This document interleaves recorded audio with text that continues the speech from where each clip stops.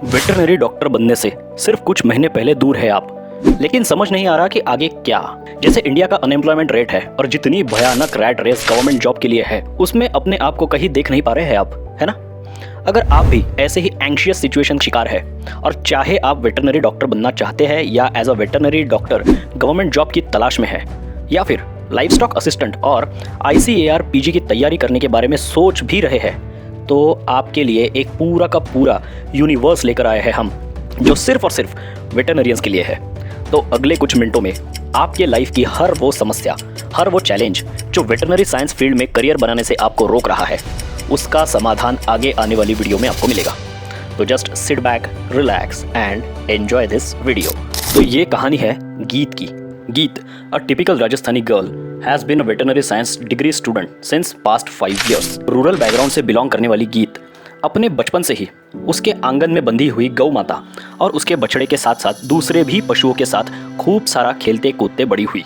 जब भी कोई जानवर बीमार होता और माँ पापा उनको इलाज के लिए शहर के किसी अच्छे डॉक्टर की तलाश के लिए दर दर भटकते, तब गीत को एक सवाल आता कि आज़ादी के इतने वर्षों बाद भी हमारे गांव में पशुओं के लिए कोई खास सुविधाएं, अच्छे डॉक्टर्स, हॉस्पिटल्स जैसी फैसिलिटीज़ क्यों नहीं अवेलेबल हो पाई। और इसी थॉट की वजह से गीत ने ये ठान लिया था कि वो एक दिन अपने पूरे गांव और आस पड़ोस के इलाके में जितने पशु हैं उनके लिए बेहतरीन इलाज और सुविधाएं अवेलेबल कराएगी।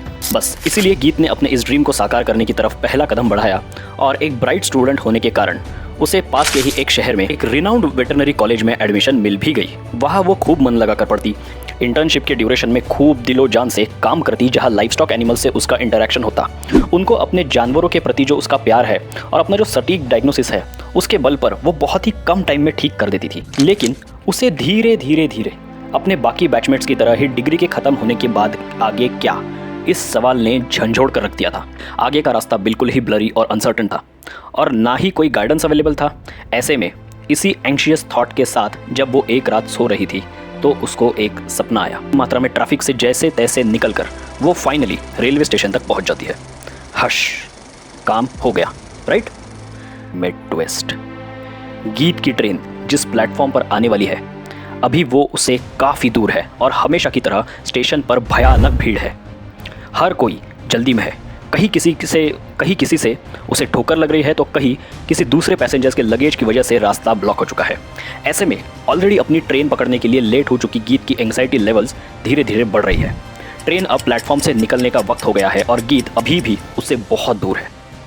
गीत को दूर से जो ट्रेन का व्यू, उसमें ट्रेन के इंजन पर ना जाने क्यों वेटरनरी साइंस लिखा हुआ है और उगन्स यानी बोगिया है, उन पर अलग अलग वेरिएबल है। कुछ वेरिएबल्स कह रहे हैं RPSC VO। कुछ बोगियों पर बड़े ही एस्थेटिक फॉन्ट्स में एक इलेक्ट्रॉनिक बोर्ड लगा है जिसमें कलरफुल लाइटिंग्स कह रही है ICAR AIEE और वही राजस्थान LSA NABLE, ऐसे कुछ अक्षर दिखाई पड़ते हैं। पर अब ट्रेन का सिग्नल गीत के कानों पर पड़ता है और उसे समझ आने लगता है कि ट्रेन अब अपना प्लेटफॉर्म धीरे धीरे छोड़ने लगती है और गीत अब भी भीड़ से घिरी हुई है। प्लेटफॉर्म दूर है और कोई रास्ता नहीं दिख रहा है उसे ट्रेन तक पहुंचने का और उसकी अब अपने पीक पर पहुंच पर कोई मदद करने वाला नहीं है। कोई उसे उस ट्रेन तक का रास्ते के लिए भी वहां मौजूद नहीं है। और फाइनली जिसका डर था नींद से जागती है, पसीने से लथपथ, हार्ट बीट्स अपनी चरम सीमा पर और आंखों के सामने एक अंधेरे का साया। कुछ देर बाद गीत को समझ आता है कि ये एक महज सपना था और वो ठीक है। लेकिन अब गीत की नींद उड़ चुकी है। उसे समझ आ गया है कि जो सपने में दिखा वो कोई कोइंसिडेंस नहीं, बल्कि ये उसके जीवन का सत्य बन सकता है, क्योंकि अगले कुछ दिनों में ही उसकी वेटरनरी साइंस की ग्रेजुएशन डिग्री कंप्लीट होने जा रही है और future prospects, job vacancies, government recruitments, higher studies की जो रियलिटी है उससे वो अभी काफ़ी दूर है। ना कोई गाइडेंस अवेलेबल है, ना कोई गुड क्वालिटी कोचिंग और सबसे इम्पोर्टेंट ना कोई मेंटरशिप। समस्या बहुत गंभीर है, पर अब गीत ने ठाना है कि चाहे कुछ भी हो जाए वो इस चक्रव्यूह को तोड़कर अपने कंफर्ट जोन से बाहर निकल कर रहेगी। और यहाँ उसके काम आती है दी पावर ऑफ इंटरनेट। इतने सालों में ना जाने कितने घंटे अपने स्मार्टफोन पर रैंडम रील्स देखकर बर्बाद करने के बाद अब फाइनली गीत को समझ आया है कि इंटरनेट की इस ताकत को वो सही मायनों में अपने लिए यूज़ करेगी। और वो कुछ रेलेवेंट कीवर्ड्स ढूंढने लगती है कि अचानक उसके हाथ एक जादू की छड़ी लगती है। उसके सर्च रिजल्ट्स में एक रील चलने लगती है जिसमें कोई कपल होता है डॉक्टर मीनल और डॉक्टर मोहित नाम से, जो कि ये बताते हैं कि किस तरह उन्होंने अपने प्रेगनेंसी के 3rd ट्राइमेस्टर में होने के बावजूद सिर्फ डॉक्टर अंकेश बिस्ला सर के लेक्चर्स की हेल्प से HPSC के द्वारा कंडक्ट कराई जाने वाली वेटरनरी ऑफिसर एग्जाम को ना सिर्फ क्लियर किया बल्कि उसमें अच्छा रैंक भी हासिल किया।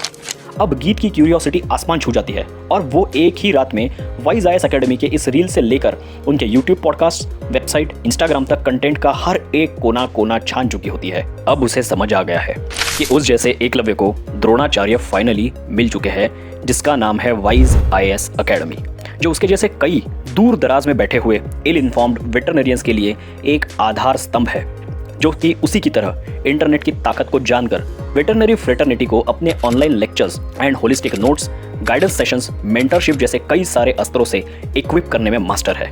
और फिर क्या, अब उसे अपने देखे हुए उस डरावने सपने का एक अलग ही वर्जन दिखने लगता है कि अब उसके सपनों की ट्रेन को वाइज IAS एकेडमी का इंजन लग चुका है और अब उस वेटरनरी साइंस की ट्रेन की प्रीमियम सीट को सिक्योर करने से उसे कोई नहीं रोक सकता।